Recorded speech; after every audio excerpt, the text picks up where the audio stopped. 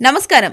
BRK భక్తి ఛానల్కి స్వాగతం. నేను మీ కీర్తి. ఈరోజు మనతో పాటు ఉన్నారు ప్రముఖ ఆధ్యాత్మికవేత్త, జ్యోతిష్య పండితులు బ్రహ్మశ్రీ సుభాష్ శర్మ గారు మనతో పాటు ఉన్నారు. గురువుగారిని అడిగి మనకున్న సందేహాలని నివృత్తి చేసుకుందాం. నమస్కారం గురుగారు. శ్రీమాత్రే నమః. గురుగారు, గురువు మారబోతున్నాడు కదా, ద్వాదశ రాష్ట్రాల వారికి ఎలా ఉండబోతుంది గురుగారు? తప్పకుండా తెలియజేస్తాము. ముందుగా ప్రేక్షకులందరికీ శ్రీమాత్రే నమః, శ్రీ గురుభ్యో నమః. నమో దేవ్యై మహాదేవ్యై శివాయై సతతం నమః. నమ ప్రకృత్యై భద్రాయై నిహతాం ప్రణతాస్మిత. గురువు మారుతున్నటువంటి కారణం చేత జాతకంలో ఏ ఒక్క గ్రహం మారినా కూడా దాని యొక్క ప్రభావం ద్వాదశ రాశుల మీద అన్నిటి మీద ప్రభావం చూపిస్తూ ఉంటుంది. గురుగ్రహం కాదు, 4 గ్రహాలు మార్పు చెందుతూ ఉన్నాయి. ఒకే రోజు 4 గ్రహాల మార్పు అంటే దీని యొక్క ప్రభావం ద్వాదశ రాశుల మీద ఖచ్చితంగా పడుతుంది.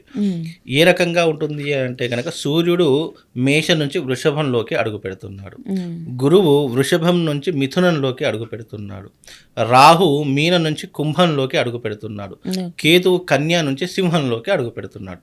ఈ రకంగా 4 గ్రహాలు ఒకే రోజు మార్పు చెందడము అంటే దాని యొక్క ఎఫెక్ట్ తప్పకుండా ఈ యొక్క ద్వాదశ రాశులు ఈ యొక్క 12 రాశుల మీద దీని యొక్క ప్రభావం అనేది తప్పకుండా పడుతుంది.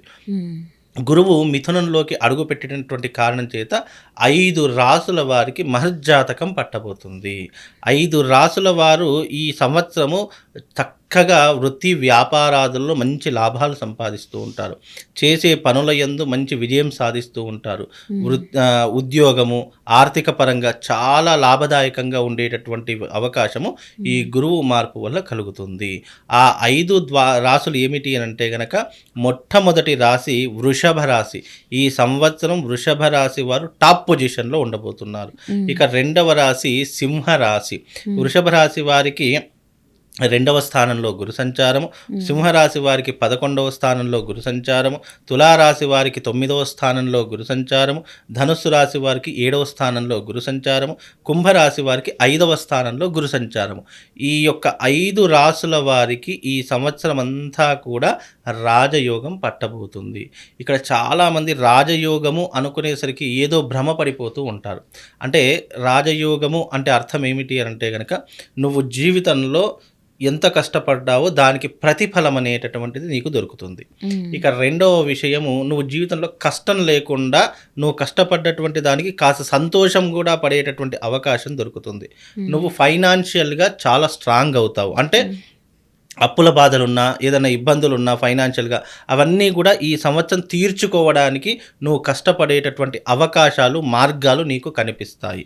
ఇక 3వ విషయం, నీకున్నటువంటి రుణ బాధలను క్లియర్ చేసుకుంటూ ఉంటావు. నీకు సంతానపరంగా ఏదైనా ఇబ్బందులు అంటే పిల్లలు పుట్టినటువంటి వారికి కానివ్వండి, సంతాన భాగ్యం లేనటువంటి వారికి కానీ ఈ సంవత్సరం గురుబలం వల్ల ఈ 5 రాశుల వారికి తప్పకుండా సంతాన భాగ్యం కలుగుతూ ఉంటుంది. ఇక 3వ విషయం ఏమిటి అంటే కనుక గురువు బాగా ఉన్నాడు కనుక ఈ యొక్క రాశుల వారికి ఈ సంవత్సరం రాజయోగంతో పాటు అదృష్ట యోగం కూడా సిద్ధించబోతుంది. అంటే ఉద్యోగం లేనటువంటి వారికి ఉద్యోగ అవకాశాలు ఈ సంవత్సరం కలుగుతాయి. వివాహం కానటువంటి వారికి ఈ సంవత్సరం తప్పకుండా వివాహ యోగం కలిగేటటువంటి అవకాశం ఏర్పడుతుంది. కొత్తగా బిజినెస్ స్టార్ట్ చేయాలి, కొత్తగా వ్యాపారం పెట్టాలి అని అనుకునేటటువంటి వారికి ఈ సంవత్సరము గురువు మార్పు వల్ల తప్పకుండా ఈ యొక్క ఉద్యోగ అవకాశాలు, వృత్తి వ్యాపారాదుల్లో మంచి లాభాలు, అలాగే కొత్త బిజినెస్ ప్రారంభం చేసే వారికి విజయము తప్పకుండా కలుగుతుంది. అంటే ఈ యొక్క గ్రహాల మార్పు వల్ల ఈ రకమైనటువంటి ఫలితాలు ఈ యొక్క రాశుల వారికి ఏర్పడబోతున్నాయి. అంటే ఈ రాశుల వారికి అందులోనూ కొంత ఈ 5 రాశుల్లోనే మధ్యమ ఫలితాలు ఉన్నటువంటి రాశులు ఏంటంటే కుంభరాశి. ఎందుకంటే కుంభరాశి వారికి గురువు బాగున్నాడు కానీ శని ప్రభావం కొంత ఎఫెక్ట్ పడుతూ ఉంటుంది. అలాగే సింహరాశి వారికి కూడా గురువు బాగున్నాడు, కాకపోతే అష్టమ శని అనేటటువంటిది ప్రారంభమైంది. అలాగే ముఖ్యంగా ఈ యొక్క కుంభరాశి మరియు ధనుస్సు రాశి వారికి కూడా అర్ధాష్టమ శని ప్రారంభమైంది.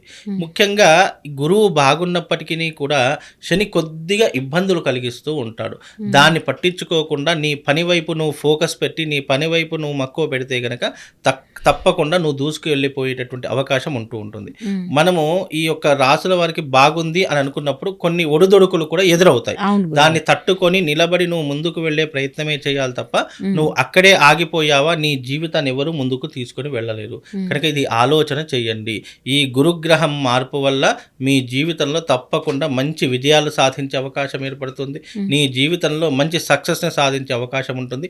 ఈ యొక్క మే 14 తర్వాత ఈ 5 రాసుల వారు రాజయోగంతో పాటు జీవితంలో టర్నింగ్ పాయింట్ అయ్యేటటువంటి అవకాశం కూడా తప్పకుండా కనిపిస్తుంది. కాబట్టి అందరూ కూడా జాగ్రత్తగా ఉండే ప్రయత్నం చేయండి.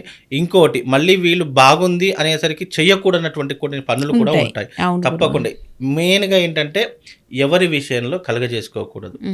ఆర్థికపరమైనటువంటి డబ్బు విషయంలో చాలా జాగ్రత్తగా ఉండాలి. అనవసరంగా డబ్బులు సంపాదిస్తున్నాం కదా అని చెప్పి ఎవరికి పడితే వారికి దానాలు చేయడం, ధర్మాలు చేయడం ఇవి మానుకునే ప్రయత్నం చేయాలి. అలాగే ఎవరైతే షూరిటీ, మనం జాతకం బాగున్నప్పుడు ఏమవుతుందంటే బెల్లం చుట్టూ ఈగలాలన్నట్టు అందరూ వచ్చేస్తూ ఉంటారు. కాబట్టి మనం ఎవరికి షూరిటీ లాంటివి కానివ్వండి లేదా జమానత్ లాంటివి కానీ అస్సలు ఉండకూడదు. నువ్వు ఎవరినైతే మన జాతకం బాగుంటే అయ్యో పాపం అన్నామనుకోండి, ఆ పాపం మనకు చుట్టుకొని మన పుణ్యం అంతా వాడికి వెళ్ళిపోతుంది. కాబట్టి ఎవరిని అయ్యో పాపం అని మనము సహాయం చేయకూడదు. ఒకవేళ సహాయం చేసేటటువంటి యోగం నీకున్నప్పుడు నువ్వు సహాయం చేసి దాన్ని మర్చిపోవాలి. మళ్ళీ అక్కడ ఎదుటి వారి నుంచి నువ్వు ఏదో ఆశించావు అనుకో, అది నీ జీవితంలో నువ్వు అక్కడ మైనస్ పాయింట్ అయిపోతావు. నువ్వు అక్కడే ఆగిపోవడం జరుగుతుంది. కాబట్టి నువ్వు ఏదైనా సహాయం చేసే గుణం ఉన్నప్పుడు, నువ్వు సహాయం చేసి మర్చిపోయే గుణం ఉన్నప్పుడే సహాయం చేయాలి. లేదంటే ఎవరి జోలికి వెళ్లకుండా ఉంటే మంచిది. అలాగే పెద్దవాళ్ళ విషయాల్లో కానీ లేదా కుటుంబ విషయాల్లో కానీ చాలా జాగ్రత్తగా వ్యవహారణ పాటన చేసుకోవాలి. ఎందుకంటే కనుక తొందరపడి ఏదైనా నిర్ణయాలు తీసుకుంటే అది నీకు ఎప్పుడో ఒకప్పుడు ఎఫెక్ట్ అవుతూ ఉంటుంది. కనుక ఈ విషయాలు జాగ్రత్తగా గుర్తుపెట్టుకొని ఇవి పాటిస్తే ఈ రాసుల వారికి తప్పకుండా దిగ్విజయం కలుగుతుందమ్మా. ఓకే గురుగారు, మంచి విశ్లేషణ ఇచ్చారు. Thank you so much. ధన్యవాదాలు గురుగారు.